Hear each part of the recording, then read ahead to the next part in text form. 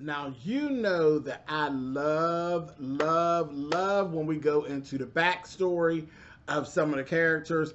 And baby, my phone was beeping and buzzing off the hook. Everybody told me you're going to love it. I was busy. And listen, you all were right. You were right. And I'm here.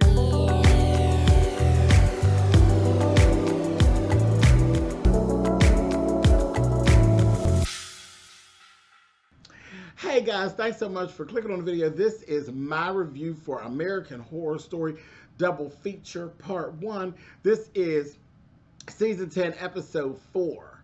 Now listen, like I said, my phone was buzzing off. It was just going off because everybody's like, oh, you're going to love it, you're going to love it. I was like, don't tell me nothing.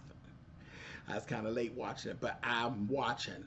And as soon as I turned it on, baby, the first thing I see is October 5th, or not October 5th, I'm sorry, October 5 years ago. It was October 5 years ago. And I'm like, oh, we going backwards. So I was like, yes, come on. Because then, I love to get that part of it. I love when Ryan goes and he travels backwards like this, because then I could get a better feel for the characters, more so than when they just introduce you to them. So that's like really my favorite part of all the shows, whenever we get that background story. I love it. So, and he does it so well. We start with the chemist, baby. 5 years ago, we see her coming to Provincetown and literally setting up to create the black pill.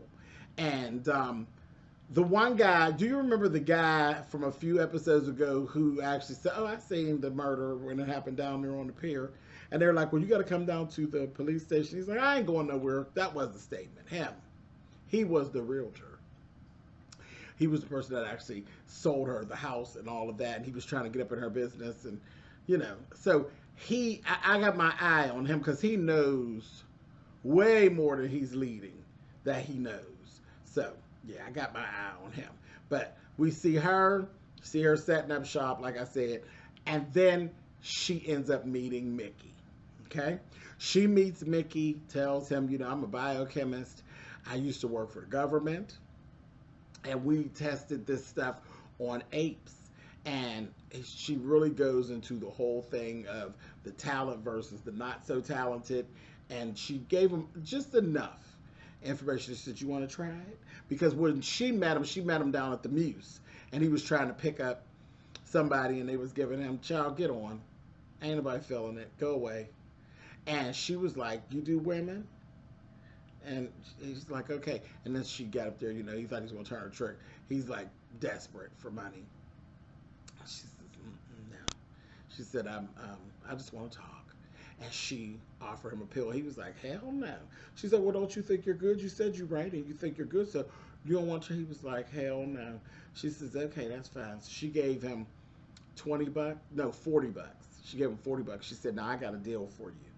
I'm going to give you $50 for anyone that you can convince to come and try the pill. So, Charles, you put the meth head to work, baby, and he was at it. He was at it. Next thing we actually see is the chemist meeting Belle. Baby, listen, Belle was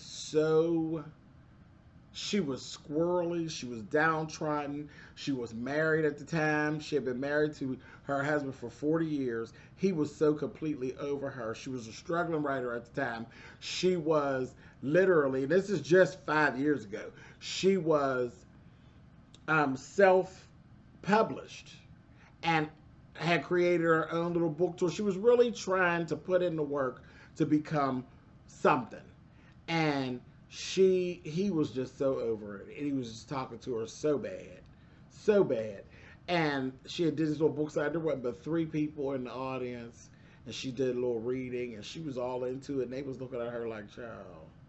But you can see she had some pretty explicit sex scenes. It was interesting.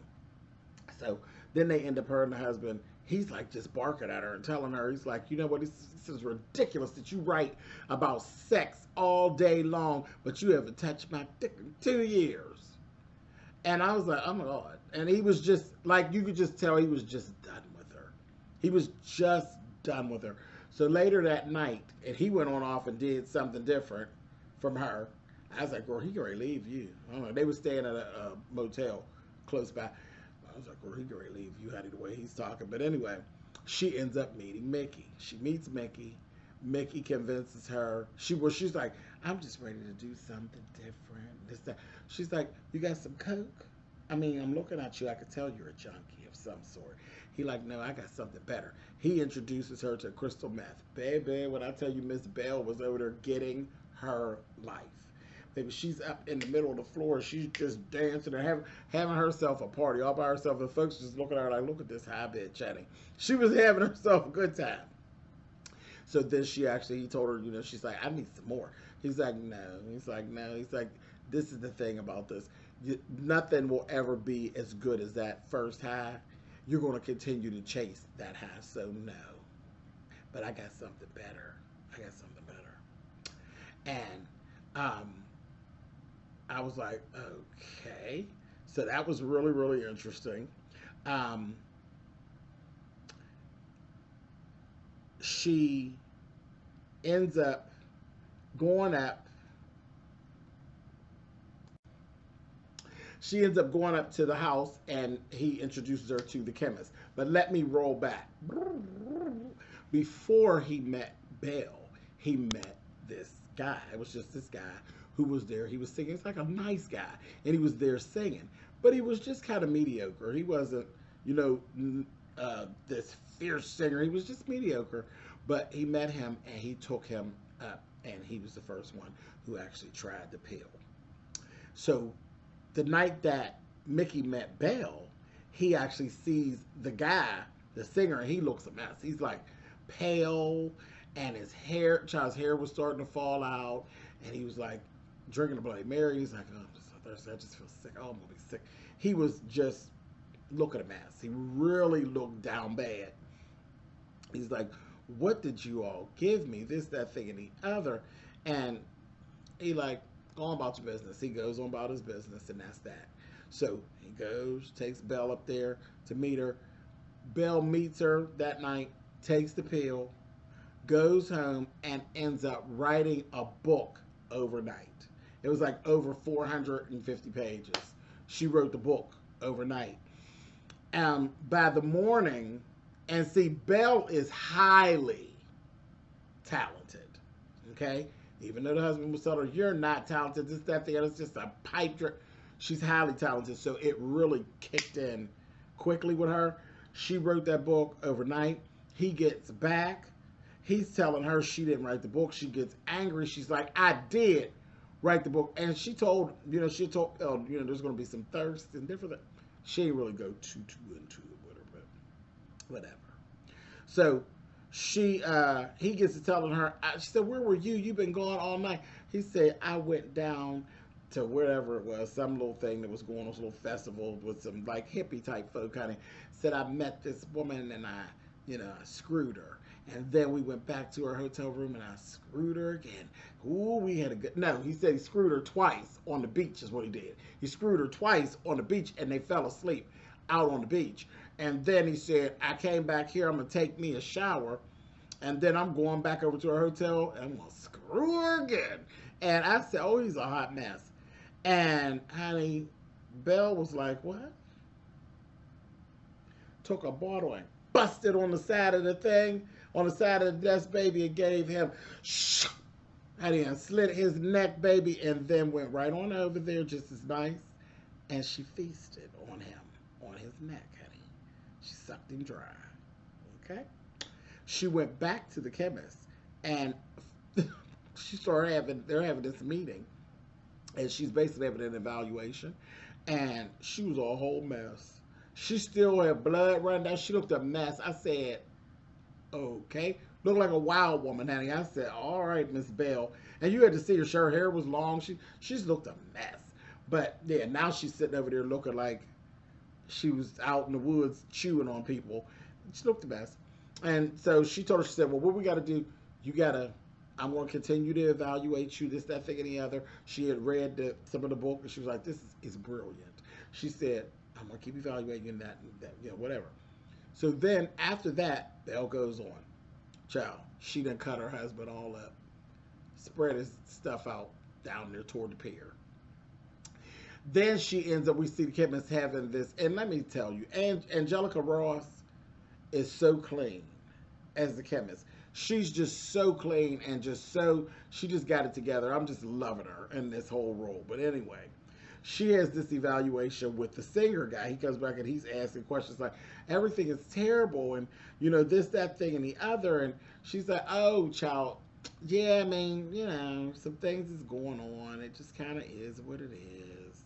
You know, he's saying, I'm really cold, and this, that, and the other, and am I going to die? She's like, child, I don't know, but I doubt it, honey. That's the thing. You signed everything, so it's because you're like basically like a lab rat, child, and it is what it is. You're fine. She said, it's October, and you're walking around with a little light jacket. Go get yourself a proper coat. She just bullshitted him. He went on down, and he ends up meeting what we know now as the dentist. She was running this like consignment shop, and she was saying, you know, you know, she's just talking to him and going on, and she's like, here, just, I'll give you some of this stuff, you know, this is cool. And then she finds him a coat, and she pulls up this tweed coat, honey, with the leather shoulders. You know, the coat. I said, oh my God, this is him. It's the guy from the cemetery. This is his backstory. Child was so excited. I was like, oh my gosh. And seeing the coat, because you always remember the shoulders of the coat. That as soon as you see it, you know it's him. But this coat, when we see the coat before it gets all dirty and stank with blood and stuff on it, this coat is so goddamn sharp. I was like, that coat is so bad. It is so bad. I mean, it very interesting, even after it's covered in blood and dirt and soot. But when it was new, so bad. I said, oh, this coat. So that's why I'm calling him, child, the coat. So he leaves there, and then we see him shortly after. Of course, you know, he has a thirst going on. And baby, he ends up killing this woman. There was a woman down in the cemetery crying over a gravesite, and she asked him, will you pray with me? And he's like, yes. He's sitting there with her. He done picked up the flowers. She's over there praying, honey. And when she know anything, honey, here he go. He done pulled the bell, honey. He done busted a bottle on the, like a 40 bottle or liquor bottle on the side of the thing, and gave her in her neck, baby, and feasted on her. He goes back up to the chemist's house, tells her, what is it? What did you done? It's this, that, the other. It was this thirst and all of this, and I just had to do it. And he's like, it's so crazy. He's like, I am a Buddhist. I'm a pacifist. He's like, and I'm vegan. Like, why would I do that? And honey, she ran it down to him and told him, yeah, honey, the rage in you is driving you mad because you're found out you're not really talented. And you're mad at everybody in the world because they've led you to believe that you're talented when you're really not talented. And this is what's happening. So this is really, you know, and he's like, what? Next thing you know, he looks up, honey, and he's to her. She pulled her gun out. She said, motherfucker. I said, come through, Miss Candy. She said, motherfucker. She told him, get on out of here. Get out of my house. And don't you ever come back up here again. You hear me? Get her. I said, gangster. Gangster, the old gangster chemist, honey. Put him out, baby. And he was already starting to tick, honey. That's always crazy as hell, honey. And it was Halloween, so nobody was really paying him any attention at all. Really wasn't paying him no mind when he's walking around. People was like, oh, cool costume, because you got blood everywhere and everything. They think he in costume, child. No, he's out there smacking on the people, honey. Then we see him. There's some guy that done got drunk, honey, during the Halloween festivities. He down the alley bad, throwing up. Wrong time to separate from the crew, honey, because he got by the coat, honey. Tore him out. So then we move on. It's Halloween 2 years later. Belle ends up coming back to town. By this time, Belle has actually had some bestsellers. and she's doing real, real well, and she meets the dentist. She meets the dentist, so that's how they get cool. You see that? Then, and you know, they just slip right into the conversation. She said, "How long you been on the pill, honey?" I could just tell. You know, it's kind of like they know who they are. Everybody knows who's who. So that's that. And then we see Belle go down to this drag show. And baby, and then I understand why everybody was calling my, you know, ringing my phone and hitting my email, honey. We go over, there's this drag bar, and they go to the drag show, honey, and this is where we see Eureka.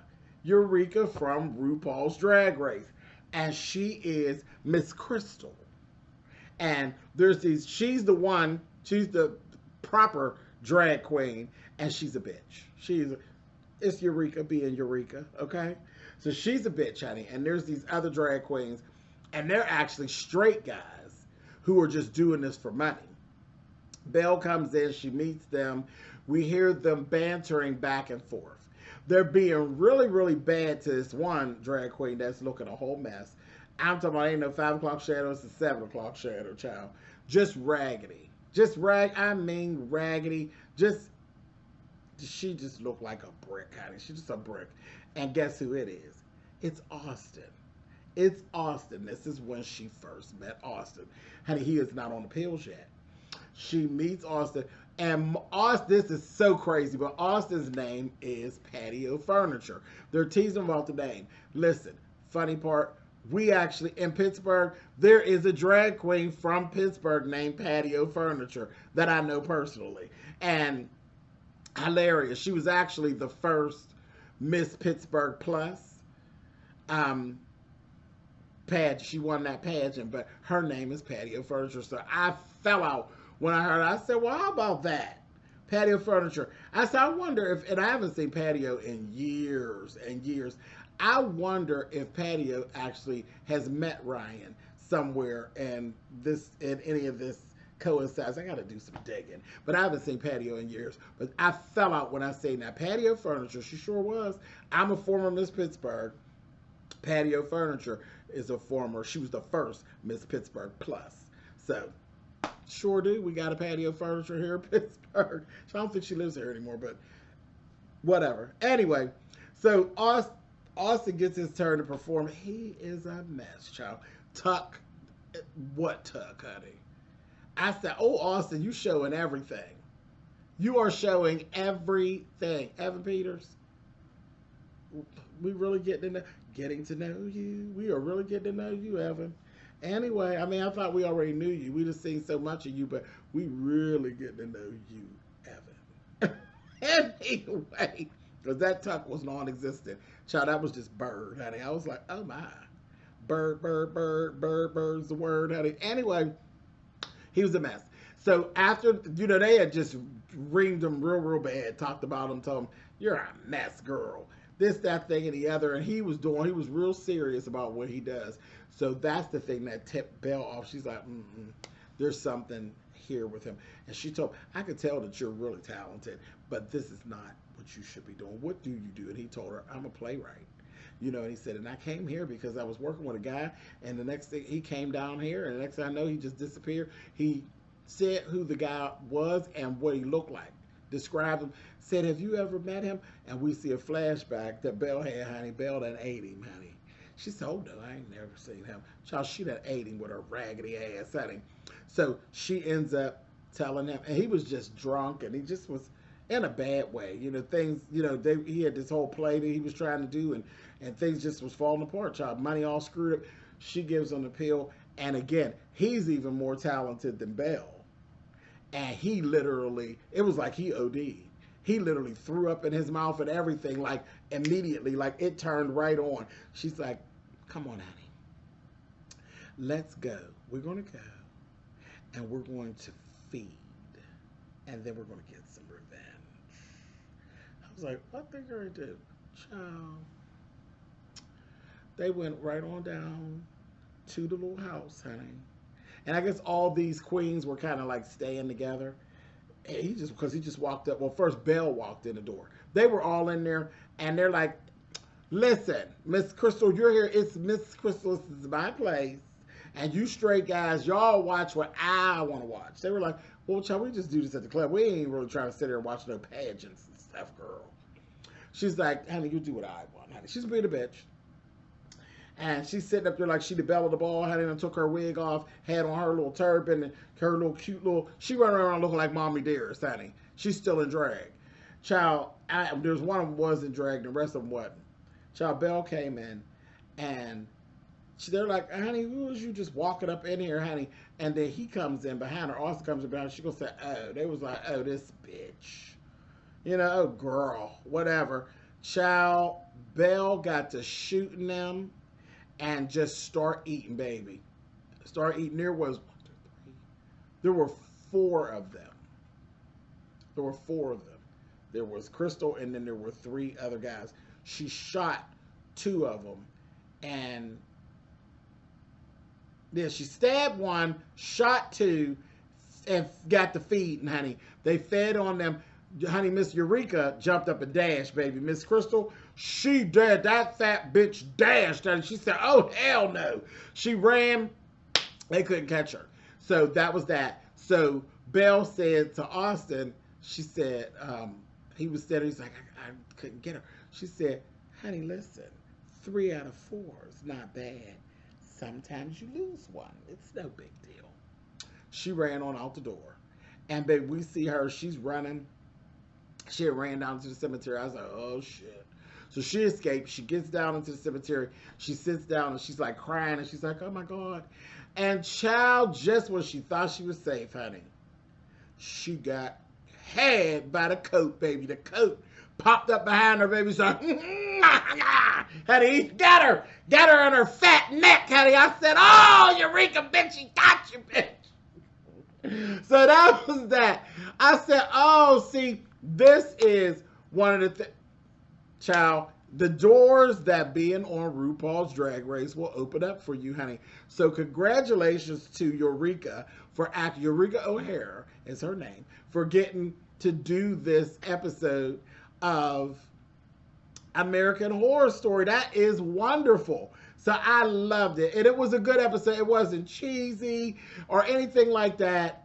It was just good. And nobody could tell me that Ryan didn't write this role with Eureka in mind.